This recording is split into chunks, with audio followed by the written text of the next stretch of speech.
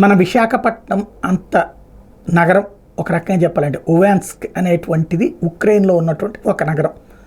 అక్కడ ఉన్నటువంటి ప్రధాన నగరాల్లో ఒకటి. మనకి ఇక్కడ ఎట్లయితే మెట్రో నగరాలు హైదరాబాద్, ముంబై అట్లా ఉంటాయో అట్లాంటి కాస్త సెకండ్ గ్రేడ్ మెట్రో సిటీ మనకి వైజాగ్. అట్లాంటిది ఓవెన్స్కీ అనేటువంటి ప్రాంతం.